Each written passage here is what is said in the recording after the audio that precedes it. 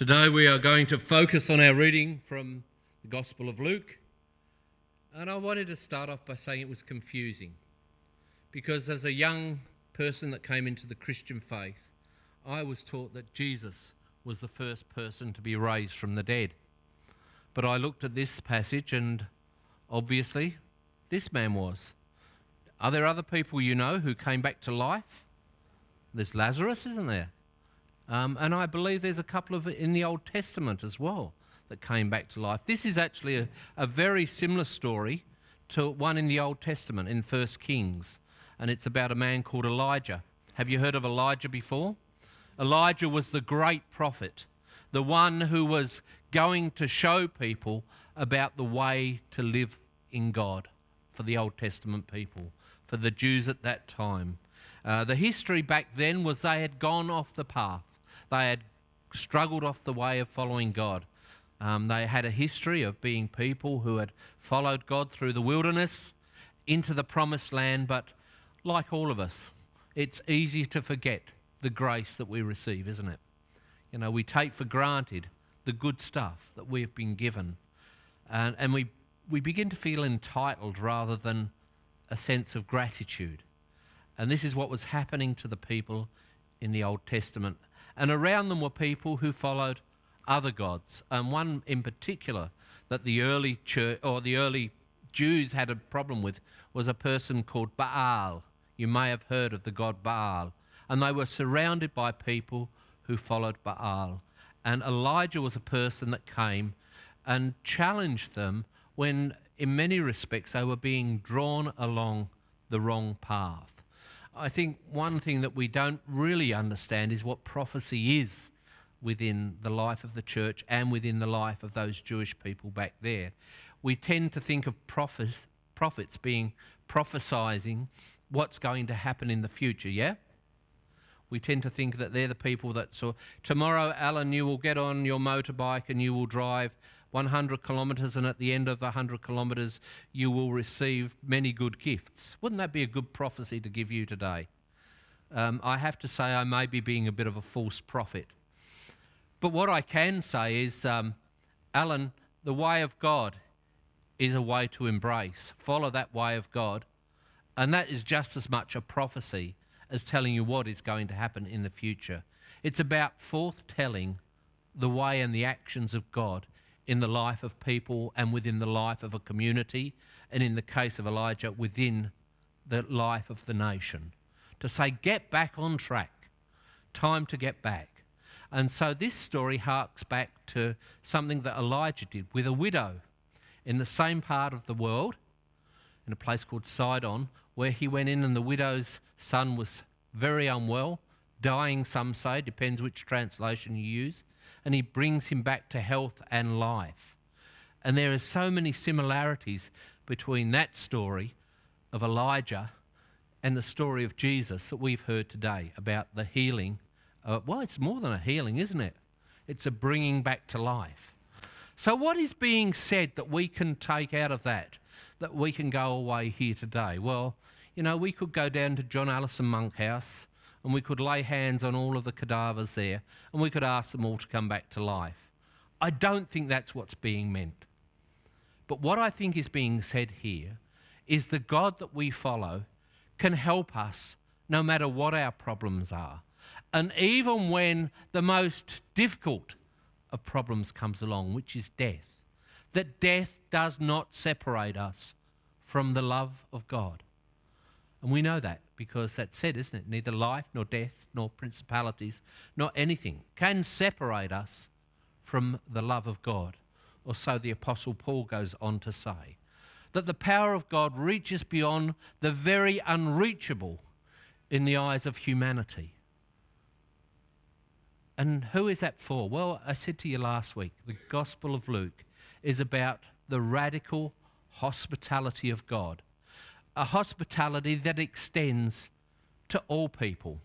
You see, when I think of hospitality, usually I tend to think of when I was a basketball chaplain.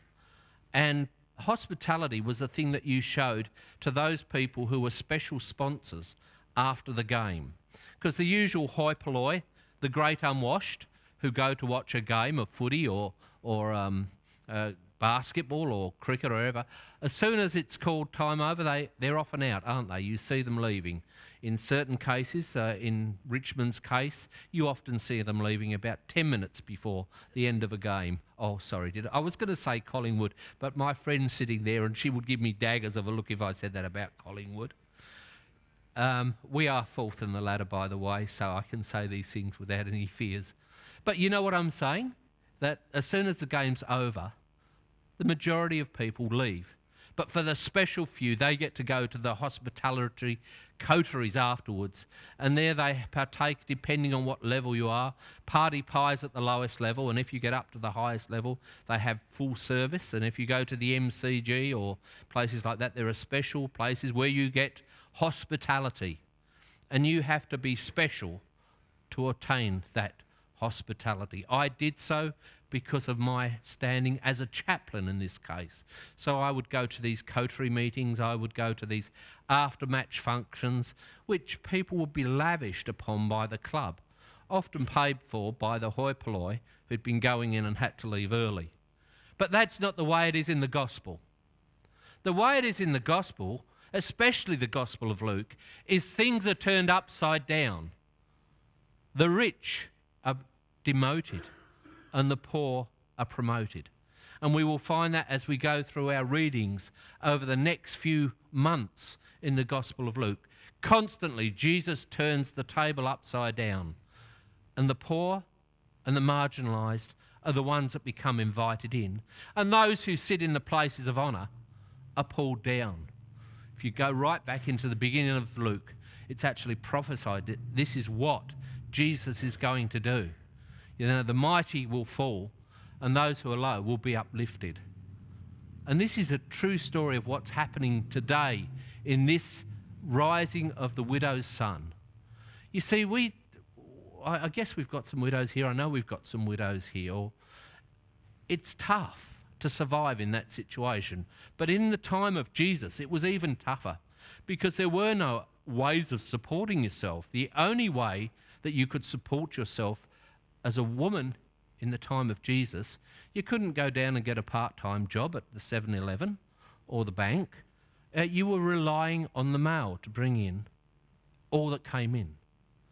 If that person passed away and was no longer there, then it became the responsibility of the children to support, because there was no welfare system. So as Jesus comes into this situation, he meets a woman in grief because of the loss of her son. A widow obviously has lost her husband, but also will lose her ability to provide for herself. How is she going to get through this? This death has been more than death for the man who's there, the son, but it's also a death sentence upon her, because there is no way that she is able to survive beyond this. And it says here, and for the first time in the Gospel of Luke, Jesus was moved with compassion. We don't sort of really understand that. We tend to sort of maybe think of sort of Jesus just being this sort of person who floats by, touches this person, touches that person, and moves on. But what it basically says is his guts are being ripped apart as he sees this. He is moved and does the most extraordinary things. Firstly, by reaching out to this widow. Secondly, by touching the body. Now, we might not think much about that here, but in some cultures, to touch a dead body means that you are ritually unclean, that you cannot participate in the religious rituals of the community, that you are set aside onto the margins. Did you notice what Jesus does? Not only does he sort of have compassion, but he joins in his compassion with her. He reaches out and touches the dead body, which means that he too is ceremonially unclean. He cannot participate for a period of time in the worship life of his communities under the Jewish law. And yet here, Jesus reaches out and says, I'm going to stand with you. We would say from my day, stand in solidarity. We were always standing in solidarity with someone back in the 60s and 70s. And maybe, no, I think the 80s changed it. In the 80s we changed to greed is good. But in the 60s and 70s, we certainly had causes and beliefs in things. As I've watched our politicians parading and peacocking, no, he's gone, sorry, but sort of pushing their wares in front of us, I've really wondered what we as a community stand for. It's really tragic as I see politicians of all sides just trying to throw out money and buy votes. I'm wondering if truly the politicians of our day and age want to stand in solidarity with their people, or whether they're beholden to lobby groups, to business groups, to bankers, I don't know. But I am concerned that we seem to have lost our heart and our soul in so many ways. Australia was a compassionate country. I don't know if I could say that it is now, in the way it treats its asylum seekers, in the way it treats its newcomers. And I can say that because I was one of the newcomers in the 1970s who found a home and a welcome here. But I'm not so sure it's so for new people that are coming into our midst. And so amidst of all of this, we ask ourselves, can we be moved with compassion to stand with those on the margins of our society? Like Jesus, are we prepared to sacrifice our own standing in order to stand with those who are on the very edges of community? Because this is not just about a cadaver coming back to life, but this is about someone in Jesus who is prepared to literally, and as I'll say when we do the communion, enter into our sorrows and our accomplishments, our sadnesses and our joys. This is the God that we worship, one who is prepared to stand with us in all of those things. And if you can't get excited about that, I feel sorry for you, because it's one of the few things that I can still get excited about. A God who is prepared to enter into our struggles. A God who is prepared to stand with us no matter what. But it, for the church, does have its cost. A cost of actually saying we are going to do something. We're not just going to be passive observers, or worse still, we're not just going to sit and give votes to the person who will suit my hip pocket the best. And unfortunately, that's the way I see Australian society going. As I look at the ads on television, more and more they're about self-gratification rather than they are about helping others. We do have to ask ourselves, what are we becoming? And in that, I think the church is just as much to blame. It's really easy to pick on the outside of the world. It's easy to pick on bankers. It's easy to pick on politicians. But sometimes we have to shine the light back on ourselves. I was terribly disappointed as I read through the Crosslight, religious publication of the year, I might add. And yet, there is only a couple of articles about what's happening in the lives of our churches, compared to the dross that's thrown in there about all of the other agency happenings and everything. I want to know what's happening in the life of the church, where we can find life, where we can find compassion, where we can find the church in action. But more and more we are retreating into some kind of corporate image of the united church. Maybe that's because we're losing numbers and we're frightened to actually tell our story, because our story is a tough one. But who is prepared to enter into the struggles and difficult times? Obviously, Jesus says, I will stand alongside you in all of that. These are interesting words. A church that is probably more self-interested in how it does its ritual than how it reaches out. And I joined the Uniting Church from another denomination because I felt it was one church that did reach out, that did ask the hard questions, that did look and say, where can we be situated in a world of difficulty?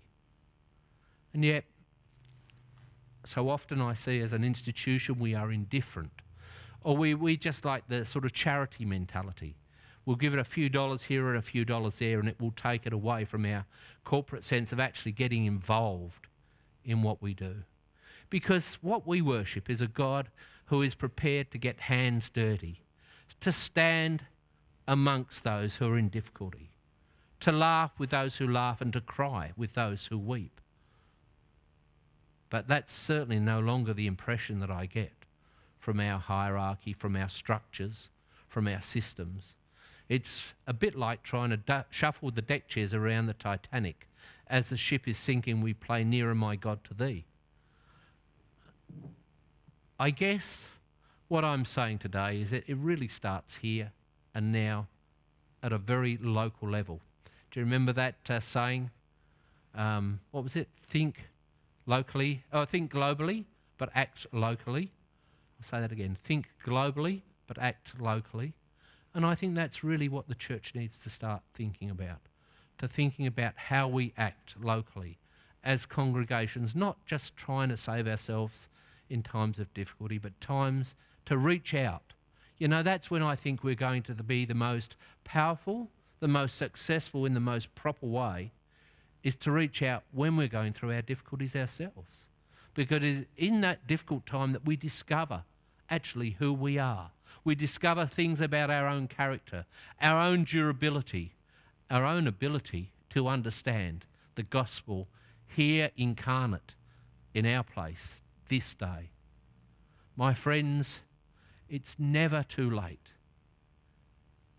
As long as the candle is burning, as long as the light is on and one person still sits here and proclaims the gospel, we can reach out to those beyond ourselves. We are not the Titanic. Things are tough for the uniting church. Things are tough for congregations. Even here I've seen the congregation dwindle, get smaller. But does that mean the job's any less? No.